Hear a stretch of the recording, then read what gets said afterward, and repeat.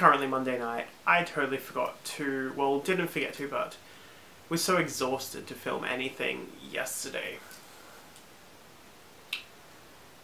So I put out on my Facebook before I started this about questions about what people would like to hear or what they'd like me to talk about. And one of them came up from a friend of mine who I don't think identifies as a witch, but was curious just kind of to have information for those people that may be coming into their practice, into their craft, and just a general kind of guide. Also, just something that, like, if it was the younger people, they could show to their parents, and yeah. So why be a witch? For me personally, I can remember the time it was, like, I've been practicing since 2000. And it was, I think originally it was that, oh my god, I'm a witch. It's amazing. It's so alternative, so different, so defying, like, society's expectations. And when I started, it was Buffy and Charmed and The Craft and everything were all kind of very active and big at the time. And I rode that wave for a very long time. I rode the whole, I'm going to cast spells on people, I'm going to make people fall in love with people, I'm going to get money, all this sort of stuff. And it's kind of the entry level. It is that you can change and shape the will to your power, or change the power to your will, one of those things. But you learn that you have this power, and it is about that time about being able to focus that and to craft it into different spells, into different workings. And it's when you start to get beyond that.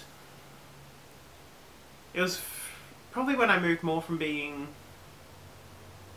like, what is typically seen as a witch into more of, like, a nature worshipper. So really started working with the environment, the 8 seasonal holidays, the Sabbats or Sabbats, and started honoring the sun, the moon, the stars, the wind through the trees, the flowing water, the hard stones, the crackling fire. And it was when I started building a relationship with that. And in building a relationship with the environment around me, I was building a relationship with myself. I was understanding my passion, my emotions, my strength, my weaknesses, my shadow, my light. For me, I am a reflection of the universe, and the universe is reflected within me. And the changes I make within myself make changes and ripples through the worlds around me. And the most potent magics happen within myself. It is that I switched on that time, like back in 2000, that switch of awareness flickered on, and since then the bulb of light has just been getting brighter and stronger. There's days where it starts to dim, where I just may be burning too hard, too bright, and it just needs to take time to cool. And then other days it just blazes so bright and so much heat is given off, and it's almost unbearable. And then there's just the beautiful time when it is that just the constant reassuring light. And it's that awareness that draws others in. And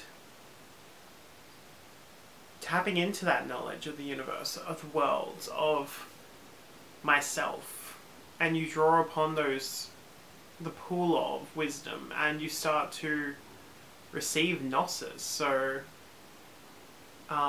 knowledge, intellect, power, wisdom, all these sorts of things. And it's then weaving the tapestry that is yourself, that is your life, and how do these strands of new information work into myself. And then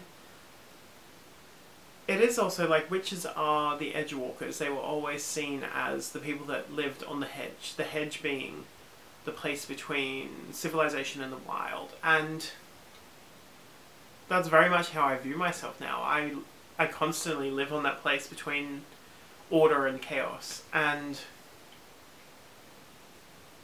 sometimes I will find myself more in chaos and more in order, and it's good having that edge to ride. And I think the more I connect and challenge myself to connect with like my environment around me, with the foods I put into myself, to even bigger things like activism, so actually caring about what's happening within my local environment, like my local community, in my greater community, in the state community, in the national community, in the world community, and realizing that we surrender so much knowledge because we decide to be ignorant, we decide to be unaware, and switch ourselves off to this. Maybe put on blinkers so that we don't see this, and even just the whole, well, it's not happening to me, it doesn't affect me. And for me, being a witch is that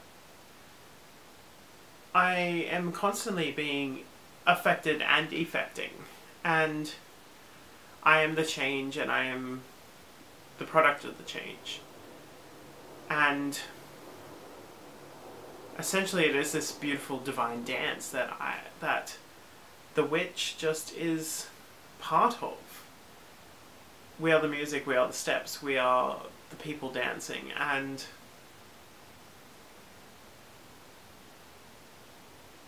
we are conscious and aware of our power, and our power comes through our knowledge, and our knowledge comes through our desire to learn.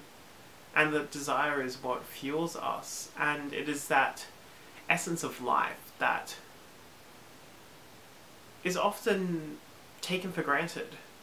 The ability to be able to question beyond question, and when we are given answers, to unpack those, to break them apart, to really decipher them and question more, find that we seem to, in this world, we seem to become so hung up on finding the answer when we should be questioning what we're questioning.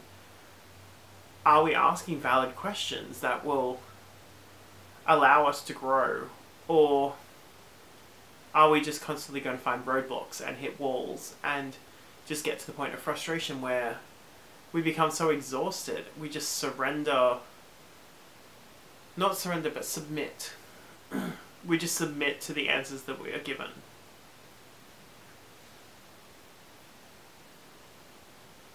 It's the witch that surrenders. It is that conscious decision to lay before, whether it be the altar of gods, whether it be the wild environmental forces, whether it just be laying before the altar of themselves. And it is that surrender that allows us to plummet into the deep, dark chasms of chaos and of the primordial, and to unfold, to unbind, unravel, and decay and become dismembered, and to rebuild ourselves, reforge ourselves. We are constantly in a flow of change, and that is why I'm a witch. I'm a witch because I change, and I am changed. Hopefully I've not rambled this whole entire time. But, yeah. I would love to hear people's replies and people's drive on this. Why are you a witch? Or why are you who you are? What has made you who you are? And what choices have you made to be? But for now, much love and blessings, and blessed be. Mwah.